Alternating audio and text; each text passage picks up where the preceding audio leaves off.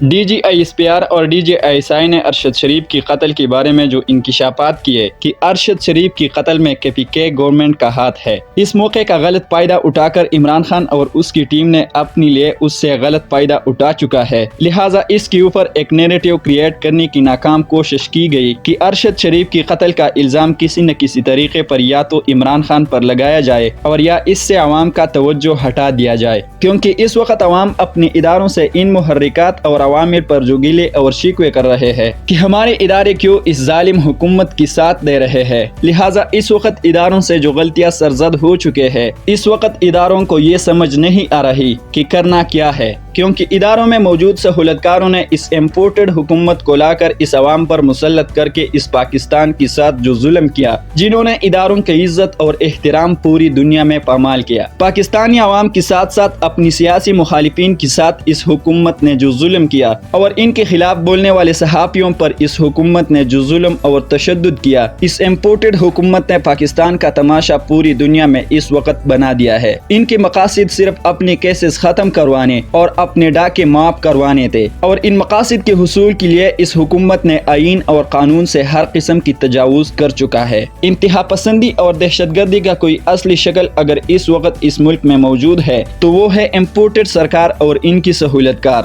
Faisal Voda صاحب نے اس خفیہ ٹیم کی دھمکیوں سے خوفزدہ ہو کر اس نے بیرونی مداخلت اور ارشد شریف کی قتل کے حوالے سے ان دونوں محرکات سے یو ٹرن لیا ہے کہ پاکستان میں نہ تو بیرونی مداخلت ہوا ہے اور ارشد شریف کی قتل میں امپورٹڈ سرکار اور ان کی سہولتکاروں کا کوئی عمل دخل نہیں ہے، بلکہ عمران خان نے بیرونی مداخلت کے حوالے سے جو بیانیہ بنایا وہ بیانیہ جھوٹا ہے، لیکن D G I S P R اور آرمی چیف اس بات کی گواہی کر چکے ہیں کہ پاکستان میں بیرونی مداخلت ہوا ہے، تو اب کون صادق اور امین ہے اور کون جھوٹ بول رہے ہیں؟ جبکہ Faisal Vawda D G I S P R اور D G I S I کی طرف سے ارشد شریف کی قتل کے حوالے سے جو اشارے دیے گئے وہ اشارے عمران خان اور ان کی ٹیم کی طرف تھے۔ اب اداروں کو اسی وجہ سے سمجھ نہیں آتی کہ ہم نے اس ظالم حکومت کو لا کر پاکستان کے ساتھ ساتھ اپنی عوام اور تمام اداروں سے کتنا بڑا ظلم کیا ہے، کیونکہ پاک افواج کو بدنام کرنے میں اس حکومت نے کوئی کسر نہیں چھوڑا، تمام اداروں کی عزت اور وقار کو انہوں نے بے تلافی نقصان پہنچایا، پاکستان کی معیشت اور قومی خزانے کے ساتھ انہوں نے کیا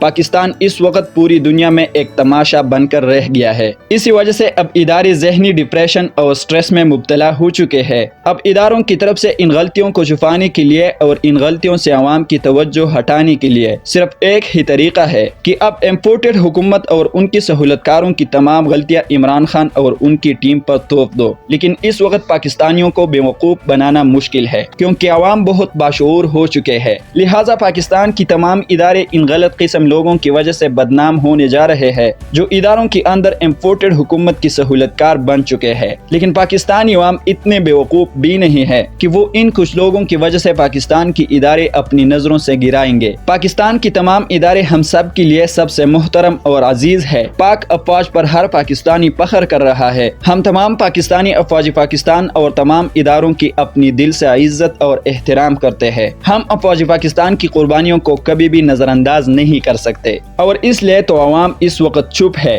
عوام کو جتنا سمجھ آ گیا ہے کہ اس ملک کو کس نے زنجیروں میں جکڑ کر رکھا ہے اور وہ کون ہے جو ہمارے ملک کو آگے بڑھنے نہیں دیتے۔ اگر عوام نے اس حد تک تنقید شروع کی جس حد تک اس خفیہ ٹیم نے اس ملک اور اس قوم کے ساتھ مذاق کیا ہے، تو پاکستان کی تمام اداروں میں کوئی ادارہ پھر ایسا نہیں رہے گا جس کے اوپر بدنامی نہیں آئے گی، لیکن عوام جانتے ہیں کہ تمام ادارے اور اداروں کی تمام لوگ ہمارے ملک سے غداری نہیں کرتے، بلکہ یہ بہت توڑے سے لوگ ہیں جس نے ایک گروپ کی شکل میں ایک خفیہ ٹیم بنا لیا ہے اور اس خفیہ ٹیم نے پاکستان کو زنجیروں میں جکڑ کر رکھا ہے، لہٰذا ان کچھ غلط لوگوں کی وجہ سے ہم اپنی تمام اداروں کو برا بھلا نہیں کہہ سکتے، لیکن ہم یہ بھی قبول نہیں کرتے کہ یہ خفیہ ٹیم اپنی ساری غلطیاں چھپا کر ہمیں بیوقوف بنانے کی کوشش کریں گے اور ہم ان کے بنائے ہوئے بیانیوں پر بیوقوف بنتے رہیں گے۔ اگر آپ سے غلطیاں سرزد ہو چکے ہیں تو آپ کو اپنی قوم سے معافی مانگنی چاہیے، اور یہ عوام تو اتنے بڑے دل والے ہیں کہ مجھے پورا یقین ہے کہ یہ عوام پھر بھی آپ لوگوں کی غلطیوں کو معاف کریں گے۔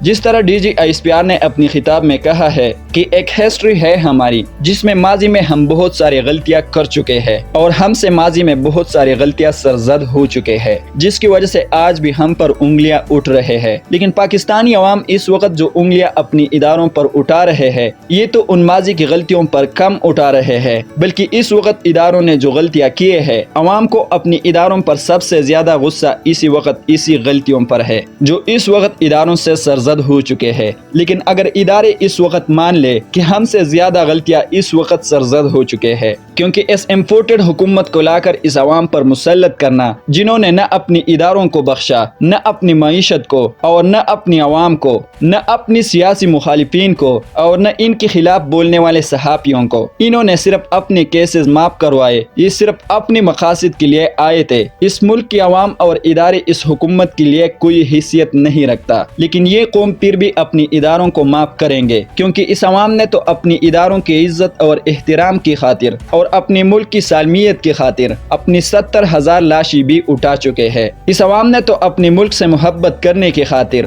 10 سال تک دہشت گرد حملے، امریکن ڈرون حملے، فوجی آپریشن اور بم دھماکے اور اپنے علاقوں سے ہجرت اور نقل مکانی کرنا بھی برداشت کیے ہیں۔ پاکستانی عوام 75 سال بعد بھی ان تانوں کو برداشت کر رہے ہیں کہ پاکستانی 75 سال بعد بھی حقیقی طور پر آزاد نہیں ہوئے، اور نہ پاکستان آج تک اپنی پیروں پر کھڑا ہوا۔ یہاں تک کہ بنگلہ دیش جو اسی پاکستان سے انہوں نے آزادی حاصل کی تھی، وہ اب اتنا خود کفیل ملک بن چکا ہے کہ وہ واپس پاکستان کو امداد دے رہا ہے۔ لیکن ہماری لیڈر آج بھی دنیا سے بھیک مانگ رہے ہیں، اور انہی لوگوں کو ان سہولت کاروں نے لا کر ہمارے اوپر مسلط کیے جو اپنی ہی منہ سے اپنی قوم کو بیکاری کہہ چکے ہیں۔ اب پاکستانی عوام ان غلطیوں پر تنقید نہ کرے تو کیا کرے؟ میڈل دے دے آپ لوگوں کو۔ لہٰذا اسی وجہ سے اس وقت وہ ایک ہی لیڈر ہے جو پاکستانی عوام کو ان اندرونی اور بیرونی طاقتوں کی غلامی سے آزاد کرانے کے لیے جدوجہد کر رہا ہے۔ اس وقت پوری پاکستانی قوم عمران خان کے ساتھ اس لیے کھڑا ہے کہ ہم نے عمران خان کی قیادت میں پہلے ان اندرونی طاقتوں کو شکست دینا ہے، جن اندرونی طاقتوں نے ان کرپٹ خاندانوں سے مل کر ہمیں بیرونی قوتوں کی غلامی میں دھکیل دیے ہے۔ امپورٹڈ حکومت اور ان کے سہولت کاروں کو اندازہ ہو چکا ہے کہ پاکستان کا وہ سویا ہوا قوم